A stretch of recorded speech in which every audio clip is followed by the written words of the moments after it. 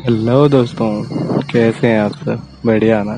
मैं देवाशीष स्वागत करता हूँ अपने यूट्यूब चैनल पर। आज मैं लाया हूँ एक नया वीडियो।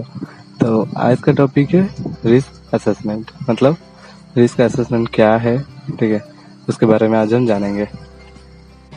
तो चलिए वीडियो को आगे बढ़ाते हैं और जानते हैं रिस्क असेसमेंट के बारे में।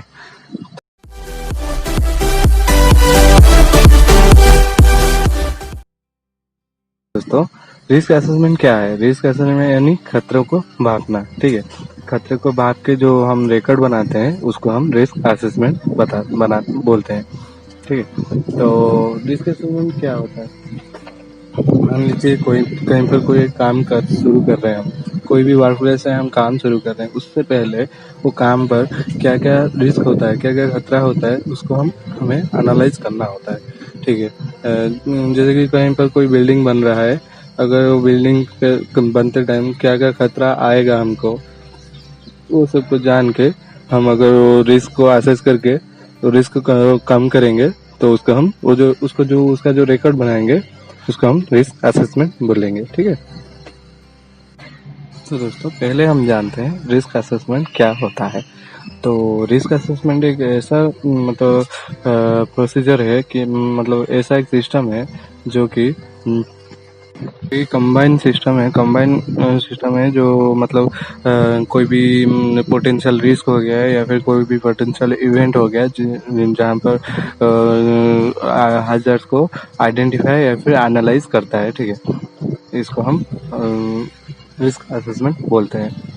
और जो हमारे एनवायरनमेंट या फिर एसेट, ठीक है, या फिर इंडिविजुअल को इम्पैक्ट करता है, नेगेटिव इम्पैक्ट करता है जिससे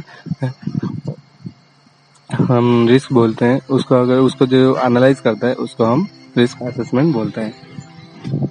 रिस्क असेसमेंट एक ऐसा प्रोसेस है जो कि मतलब मान लीजिए कहीं पर कोई हैजर्ड हो गया, रिस्क हो गया या फिर पोटेंशियल इवेंट हो गया, ठीक है, या फिर कोई भी मतलब इंडिविजुअल हैजर्ड हो गया, ये सब को कैसे हम एलिमिनेट करते हैं या फिर इसको कैसे कंट्रोल करते हैं, ये सब को डिस्क्राइब करता है रिस्क असेसमेंट, ठीक है। इस रिस्क असेसमेंट के द्वारा ये सब डिस्क्राइब किया जाता है या फिर रिपोर्ट बनाया जाता है कि कैसे हम हैजर्ड को कंट्रोल करेंगे, ये सब चीज़ें। रिस्क असेसमेंट एक ऐसा प्रोग्राम होता है जो कि मतलब सिस्टमेटिक एग्जामिनेशन टास्क होता है। मतलब कोई भी टास्क हम करने जा रहे हैं, मान लीजिए कोई भी टास्क करते हैं, उसमें क्या क्या हैजर्ड्स होता है, रिस्क होता है, उसको हम कैसे कंट्रोल करेंगे और कितना कंट्रोल करने के बाद वो काम एक्सेप्टेबल होगा मतलब काम करने के लिए, ठीक है। वो जो टास्क होता है एक्सेप्टेबल होगा काम करने के लिए, उसको दर्शाता है रिस्क असेसमेंट, ठीक है।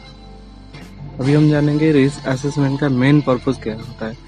रिस्क असेसमेंट एक एम होता है जो कि मतलब कोई भी वर्क प्लेस पे या फिर कोई भी हेल्दी वर्क प्लेस पाने के लिए हमें जो जो हैजर्ड आइडेंटिफाई, पहले हमको हैजर्ड आइडेंटिफाई करना पड़ता है, उसको फिर कंट्रोल करना पड़ता है या फिर रिड्यूस करना पड़ता है। उसके बाद तो हमें एक हेल्दी वर्क प्लेस मिलता है। ये जिस प्रोसेस से होता है उसको हम रिस्क असेसमेंट बोलते हैं। अभी हम बात करेंगे रिस्क असेसमेंट कितने स्टेप में होता है, ठीक है। रिस्क असेसमेंट को कंप्लीट करने के लिए क्या क्या स्टेप्स होते हैं उसके बारे में जान लेते हैं हम। पहला स्टेप क्या आता है? पहला स्टेप आता है हमें आइडेंटिफाइंग हैजर्ड, मतलब हैजर्ड को आइडेंटिफाई करना। जो भी मतलब हमें नुकसान पहुंचा सकता है उसको हम पहचानते हैं, उसको हम रिस्क आइडेंटिफाइंग बोलते हैं। उसके बाद आता है क्या? स्टेप टू क्या होता है? डिसाइड करना होता है कि ये जो हैजर्ड होते हैं, कोई भी वर्क प्लेस पे जो भी हैजर्ड होता है वो किसको कितना नुकसान पहुंचा सकता है और कैसे पहुंचा सकता है, उसको हमें डिसाइड करना है, ठीक है। उसको डिसाइड करके उसको भी कंट्रोल करने का एक प्रोसेस होता है। ये है सेकंड स्टेप। रिस्क असेसमेंट का थर्ड स्टेप क्या होता है? Assess the risk and take the action. मतलब हमें जो वर्क प्लेस पे जो भी हमारा जो वर्क प्लेस है या फिर जो भी टास्क होता है उसमें क्या क्या रिस्क होता है उसको हम असेस करते हैं, पहले पहचानते हैं, ठीक है। असेस करके उस पर क्या क्या एक्शन लेने से वो जो रिस्क होता है उसको कंट्रोल करेंगे। ये सब प्रोसेस होता है स्टेप 3, ठीक है। उसके बाद आता है क्या?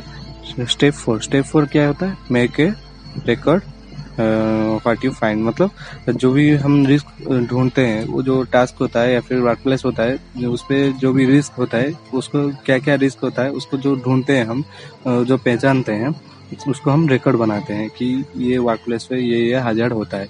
ठीक है, जैसे कि कोई भी हाइट वर्क कर रहे हैं, वहाँ पर अगर हम रिस्क असेसमेंट करते हैं तो हाइट वर्क में क्या क्या रिस्क होता है, जैसे कि ऊपर से गिर जाना, ठीक है, फॉल फ्रॉम हाइट, या फिर जो स्कैफोल्डिंग में कोलैप्स, ये जो सब रिस्क होता है उसको हम असेस करते हैं। फिर उसको कैसे कंट्रोल करेंगे उसका प्रिकॉशन लेते हैं। ठीक है, उस पर एक्शन लेते हैं उसको। तो ये होता है स्टेप 4। उसके बाद आता है स्टेप 5। स्टेप 5 क्या होता है? स्टेप 5 होता है रिव्यू द रिस्क असेसमेंट। मतलब हम जो रिस्क असेसमेंट बनाए, ये जो चारों स्टेप बनाते हैं हम, उसको अच्छी तरह से रिव्यू करते हैं। ठीक है, मतलब अच्छी तरह से देखते हैं कि ये सही से सब बना है या नहीं। ठीक है, ये सब को देख के हम पूरा कंप्लीट रिस्क असेसमेंट बनाते हैं। ठीक है, ये जो सारा सामान, ये जो 5 स्टेप होता है, इसके अंडर ही रिस्क असेसमेंट आता है। ये पांचों को मिला के रिस्क असेसमेंट कंप्लीट होता है। अभी हम बात करेंगे रिस्क असेसमेंट कितने तरह का होता है, कितने टाइप का होता है रिस्क असेसमेंट। रिस्क असेसमेंट 5 तरह का होता है, यानी 5 टाइप्स ऑफ रिस्क असेसमेंट होता है। तो पहला आता है क्या, क्वालिटेटिव रिस्क असेसमेंट, फिर दूसरा आता है क्वांटिटेटिव रिस्क असेसमेंट, फिर तीसरा आता है क्या, जेनेरिक रिस्क असेसमेंट, फिर चौथा आता है साइट स्पेसिफिक रिस्क असेसमेंट, फिर लास्ट में आता है पांचवा क्या, डायनामिक रिस्क असेसमेंट। ये पांच तरह का रिस्क असेसमेंट होता है। और अभी बात करेंगे रिस्क असेसमेंट के एलिमेंट के बारे में। रिस्क असेसमेंट में क्या क्या एलिमेंट होता है, ठीक है, और कितने तरह का होता है। रिस्क असेसमेंट में 4 तरह का एलिमेंट होता है, और वो होता है, पहला आता है क्या, आइडेंटिफिकेशन, फिर आता है दूसरा होता है क्या, रिस्क एनालिसिस, फिर तीसरा आता है क्या, रिस्क लाइक्लीहुड, फिर उसके बाद आता है कॉस्ट एंड सॉल्यूशन। ठीक है, ये चारों एलिमेंट होते हैं रिस्क असेसमेंट के। तो हम जान चुके हैं रिस्क असेसमेंट क्या होता है, ठीक है, और ये कैसे यूज होता है। तो अगर वीडियो अच्छा लगा है तो वीडियो को प्लीज़ लाइक शेयर सब्सक्राइब जरूर करना, और कमेंट करना ना भूलिएगा। ठीक है, और रिस्क असेसमेंट कैसे किया जाता है मैं अगले वीडियो पे बता दूंगा। तब तक के लिए नमस्ते, मिलते हैं अगले वीडियो पे।